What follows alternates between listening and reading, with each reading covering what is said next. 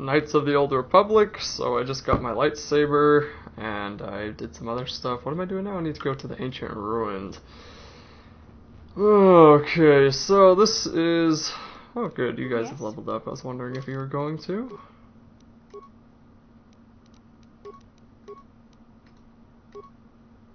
Good, you went all the way to level 8. So I like how they actually keep the keep your companions closer to your level, because it's really annoying. A Jedi robe. Ooh, anyway, it's really annoying when that doesn't happen. I wish these didn't have uses. It'd be so much more useful if they didn't.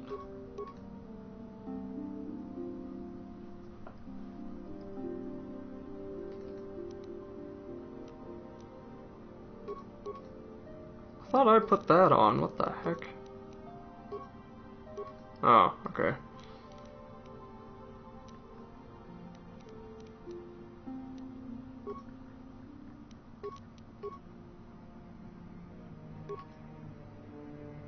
Defense bonus 1.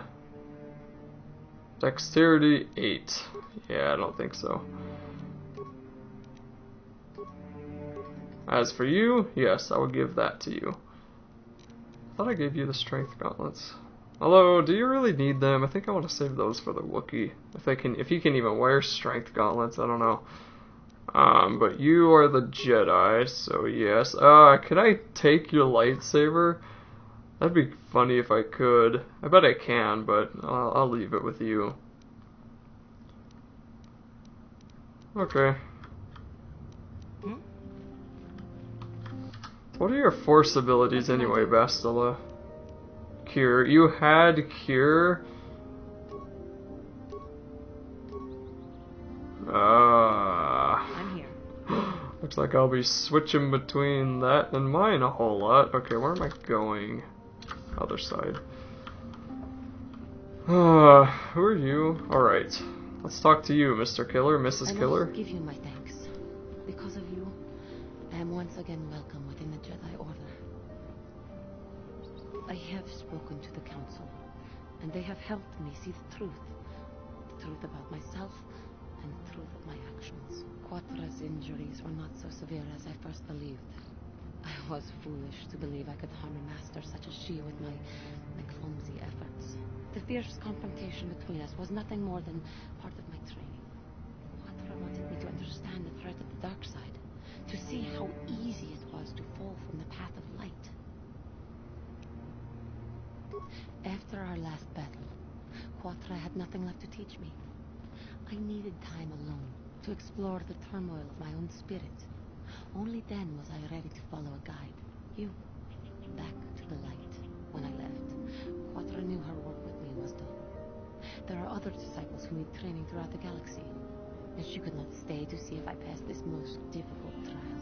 With your help, I have passed this difficult trial. The Council now feels I am ready to continue with my training, though they have asked me to wait here for the time being. First the Jedi trick you into becoming an enemy, then they welcome you back as a friend. I can't say I approve of their training methods. This has been a painful lesson, Juhani, but it seems you've learned it well. I'm certain you will be a credit to the Order. I do not know what the Council has in store for me, but I will trust in the Force and the way of the Jedi to help me through whatever is to come. I guess I feel a little bit better for not killing her now. Jedi droid? Is he a Jedi or is he just a droid? Or is he a droid that belongs to the Jedi? I know what he is, but... Okay. Hello. Oh. Yes, what's on your mind? I don't really like the visors on the face. They're useful, but man. I thought I said I don't want to talk about it anymore. Listen, sister, just because we're working together doesn't mean you get to go badger me with constant questions. Blast it if you aren't the most frustrating woman to talk to. Isn't there someone else you can harass for a little while?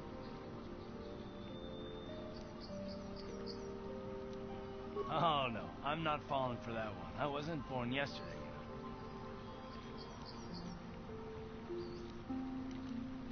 you know. Okay, I You win.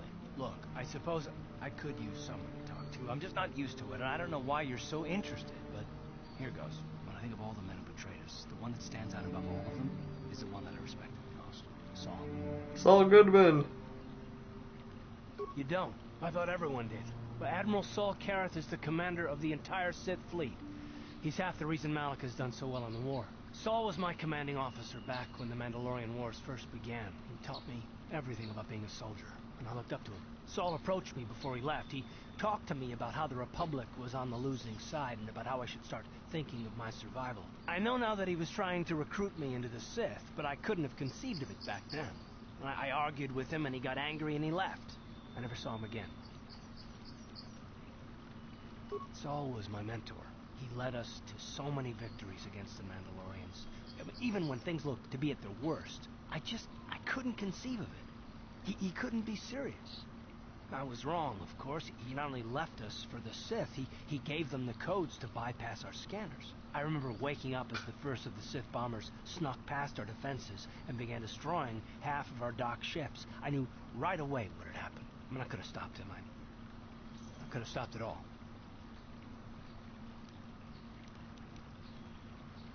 I blame Saul, not myself. I was stupid and I ignored the danger. He nearly destroyed us all.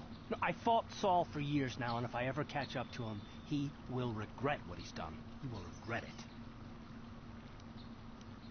Well, there's more to the story, I guess. But I don't want to talk about it right now. Let's go. Okay. How can I help?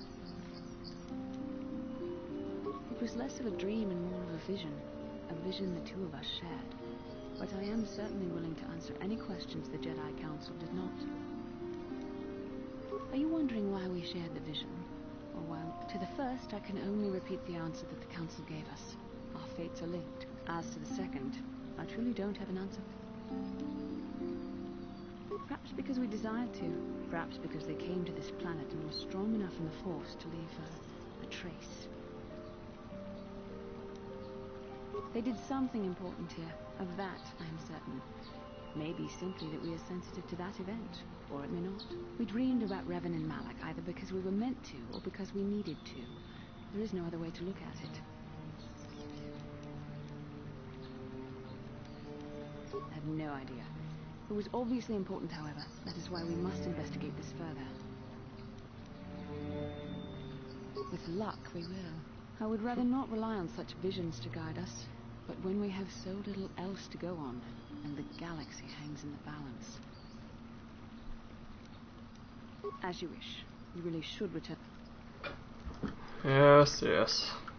Back to business. I know, I know. You don't have to remind me. Did I? Have you found the Mandalorian raid? Good. Good. But now that you've killed some of them, they won't stop until you... Thank you, young. Okay. So the... Where was it? Was that over there? Oh yeah, okay. Goodbye, Bugface.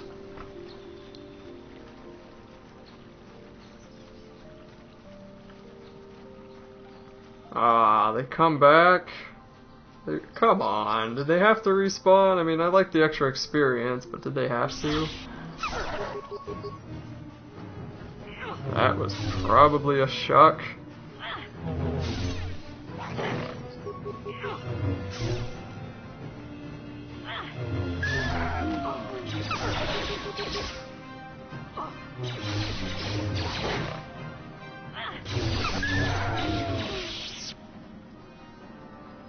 I'm gonna heal us, even though I don't need to, but I think it's best to just keep your health high.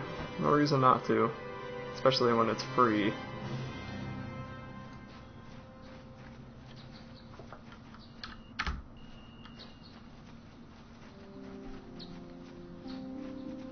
Interesting. Ooh, that stutter. This looks like something from Oblivion to me. Like one of the Alien ruins.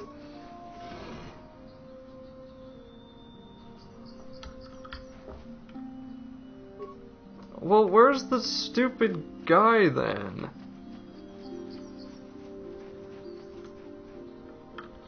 Seriously? Are you looking at the manta ray? Why are you so interested in the manta ray? Come on. Why do I have to wait for my party? Why can't I just go in and they teleport to me like in every other game? Like in Skyrim, when you always lose your companion and you just enter a building and there she is. I don't know if I want to be here anymore. This is a little bit creepy.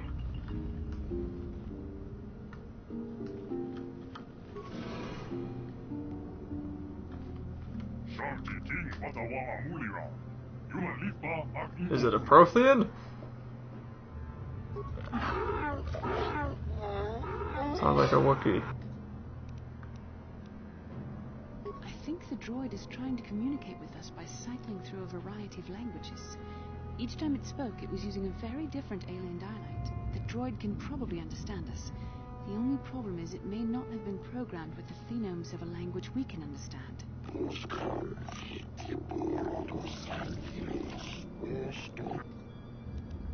I recognize this language as well. It's an archaic variant of the Selkath dialect spoken on Manaan. Why would a droid on Dantooine be programmed to speak ancient Selkath?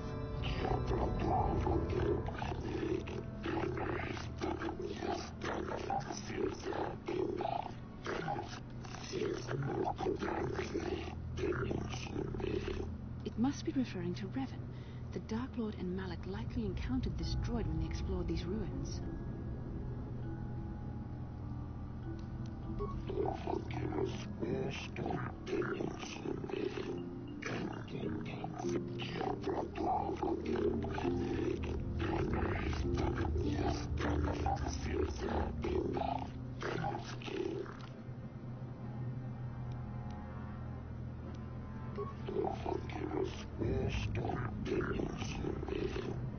These builders must have been an extinct people. Though it is strange, there's no record of their existence. Even the archives of the Jedi Academy make no mention of them. In the years before the Republic, the Hutts were a dominant force in the galaxy, but they never constructed an empire. In fact, I know of no species that would fit with this information.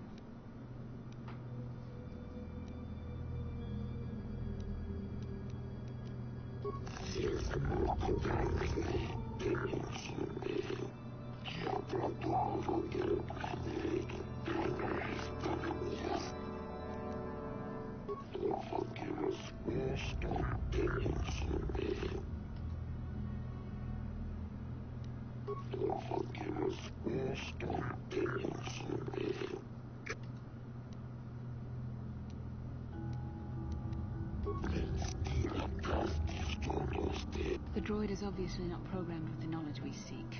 The Starforge sounds like some type of weapon, perhaps. In fact, it could be anything. Our vision was clear. We saw Revan and Malak speaking of the Starforge. I'm certain it is somehow connected to the Sith's sudden rise to power. Maybe the droid has more information we can use. It seems to respond to you.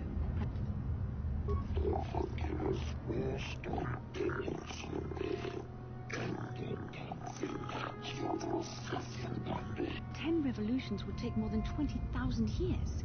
If this is true, then this droid is nearly 5,000 years older than the Republic itself. There must be some mistake.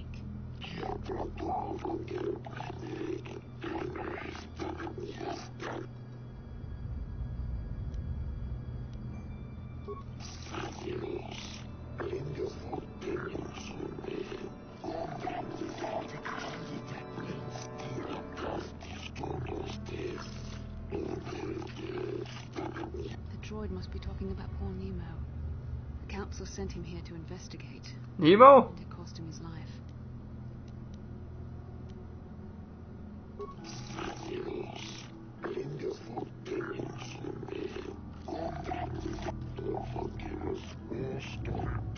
Revan and Malak unlocked the sealed door and uncovered the secrets of the Starforge. Now Malak is using the Starforge to fuel his conquest of the Republic. We have to find out what they uncovered. We have to find a way to unseal these doors to learn more about the Starforge. The Republic is depending on us. Okay. That reminds me of talking to Sovereign, because now I'm suddenly interested. Well, Nemo, Crystal. Oh,